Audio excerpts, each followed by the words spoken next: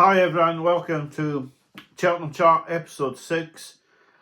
I'm going to shorten the episode today because I am pushed for time, like I said last week, and I'm going to talk about 4 horses who may, more than likely are going to Cheltenham this season and their chances. We'll also have to talk about the blowout by That's Nice and how really that just backs up my theory on anti-post betting, and I need to practice what I preach, really, in truth, on that. So, yeah, to get on with it quickly today, firstly on Tuesday, Dancing City won a very good beginner's chase.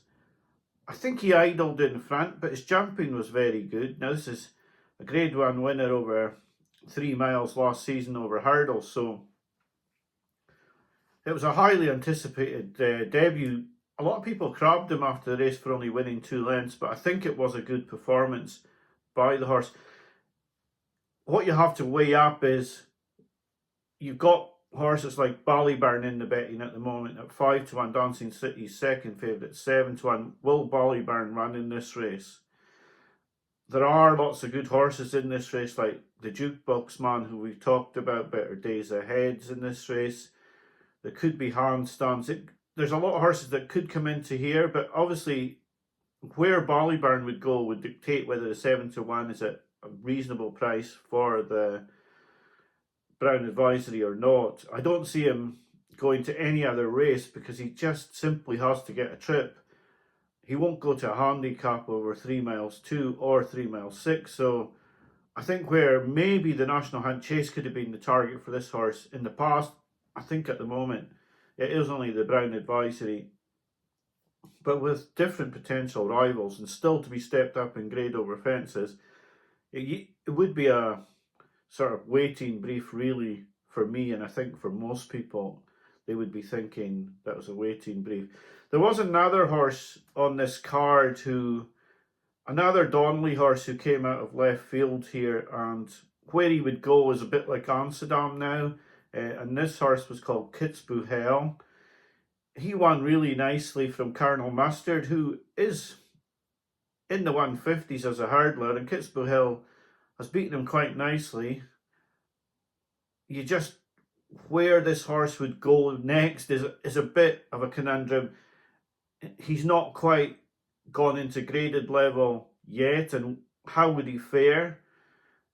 Joe Donnelly with already having Stateman, the current champion hurdler, Sergino, who could go over fences, Amsterdam, who looked a monster, and now this horse, you really wouldn't want to try and plot a course for him, but he was highly progressive and highly impressive on the day.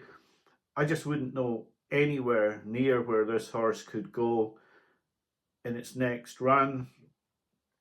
The next horse to talk about really with and you do wonder where these horses are going to go. Now, Stumptown will get punished for this win at Cheltenham on Friday in the cross country.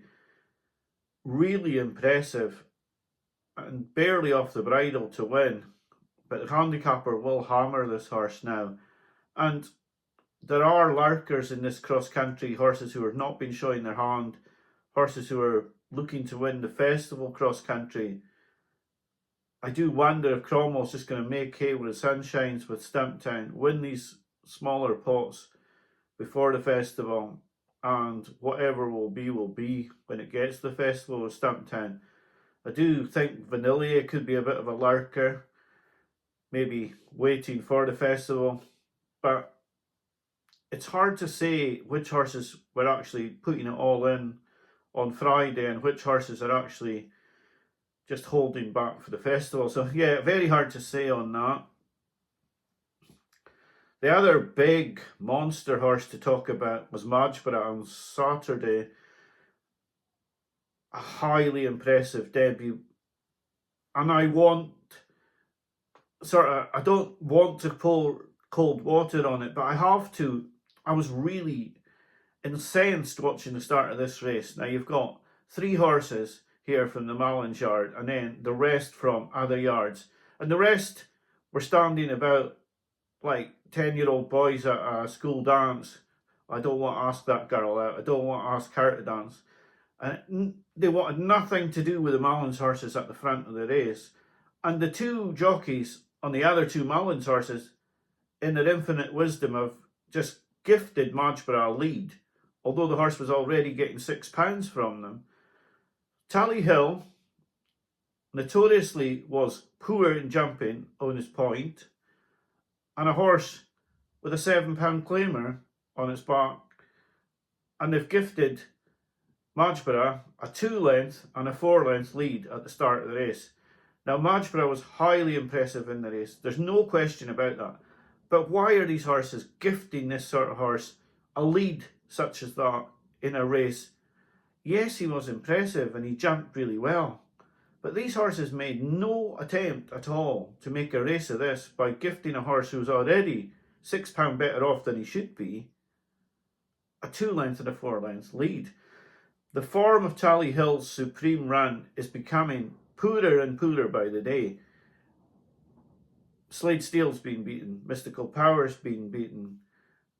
There's other horses out there. Tally Hill's now been beaten, Asian Master's been beaten. So these horses are now progressively being beaten as they go over fences, and you have to question the form of that race. And a little bit you have to question the form of Ballyburns win in the Gallaghers as well, because if you look at the horses behind him, apart from Elliott, who always, but his form was regressing last season, but he did look impressive over fences, but he always looked like he was going to be a chaser rather than a hurdler. I do worry about those two novice hurdles at the festival last year and where they're going to take horses. I don't want to carb Majborough too much, but at the price of only 5-1 and the possibility of running against Ballyburn in the Arkle as well, the possibility that there's a Sergino that could come into the race, although he looks like a great bet, I'm just not convinced by the form of that race. He was extremely impressive to the eye, but the horses he beat are the ones in question, and the tactics on the ones that you beat would also be questioned. I felt Tally Hill in the early part of the race jumped really poorly, and Asian Master, much as I hate to slag an amateur jockey, but the horse clearly needs professional handling in a race such as this, and I understand he's the owner's son, but at the same time, when you come into these races, much as it would be great for a horse to win a race with your son on, when he lacks the experience and he's in against absolute top-notch jockeys, it's a huge, huge ask for someone like him to pull it off. So yeah, I am a little bit sceptical about Majborough's win, just for a couple of reasons. He could do no more than he did, but I just wonder. And you do see these races where the Mullins or the Elliott horse is not tackled in any shape or form because the horses in behind don't want to affect their handicap marks. The big failure of the week was the horse who I absolutely loved on her debut, and that was That's Nice.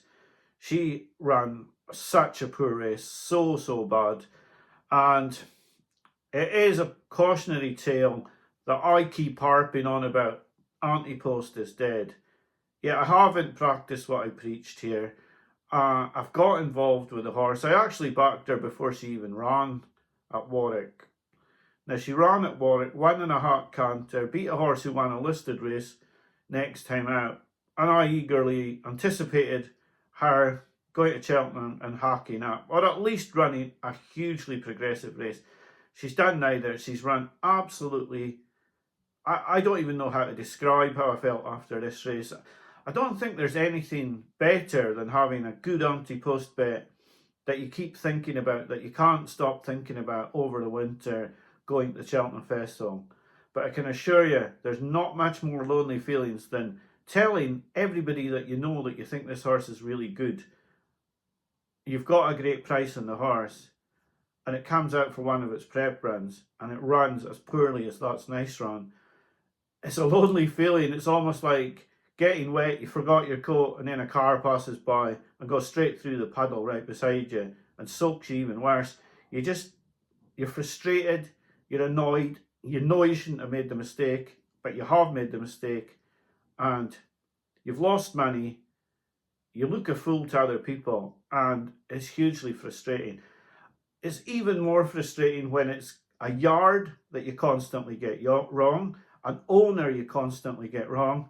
And yeah, I just felt extremely frustrated and annoyed with myself as well about That's Nice, because I'm clearly wrong about the horse. She's run an utter shocker of a race, and yeah, very difficult to come to terms with what you watched in that race.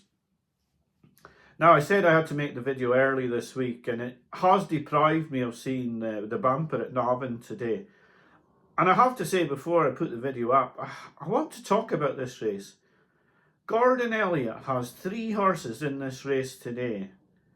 Harry Swan has always been on the best horse that Elliott puts out. Now, I'm not Swan's biggest fan. By any stretch of the imagination, I think Gordon Elliott has lost a massive ally in Jamie Codd since he's become retired and isn't riding the bumper horses. I think that affects their sort of progression through.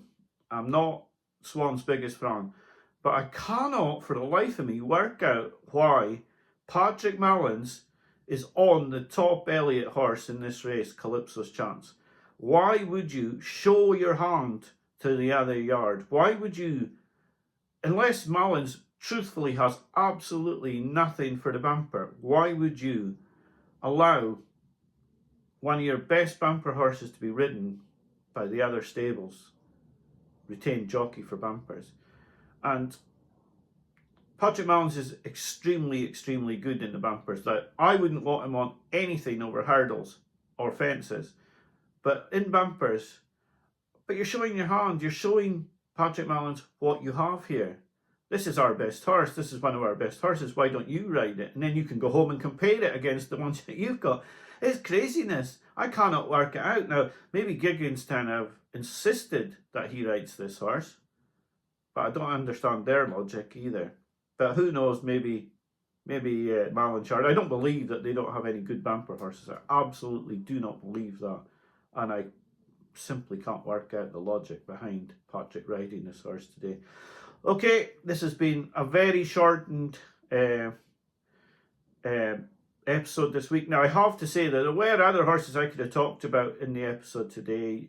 You Ought to Know, Spindleberry, and plenty of other horses as well that I could have talked about. But in truth, some of those were making their debuts. They still have it all to prove. I had to cut the episode down this week and get it out. I have lots of things that has to be done just after lunch today. And I didn't want to wait till Monday when everybody else's videos are out. So clearly the stars of the show this week have been like Majborough, Dancing City, and obviously Willie Mullins is getting his top horses out now. The big disappointment this week, clearly That's Nice, for my own personal betting, really poor. But we still have the whole of the £400 bank intact. Now, the Christmas period is going to be critical. Who knows what we're going to see over that time. Lots of Mullins hot pots will be turned over. I am looking to back quite a few Danny Mullins ridden horses over the festive period. Yet again, I missed out when in at the park one yesterday at 7-1 where Danny was on the horse, and I simply have to get the system up and running. Danny Mullins rides so many big priced second or third favourites for Mullins in these races and wins, and I have to start doing these horses in my everyday betting. But anyway, sorry it's such a short episode this week. I hope you have a great week. I'll be back to you next Sunday, and I hope you have a good week in the meantime. Thanks for watching. Bye for now.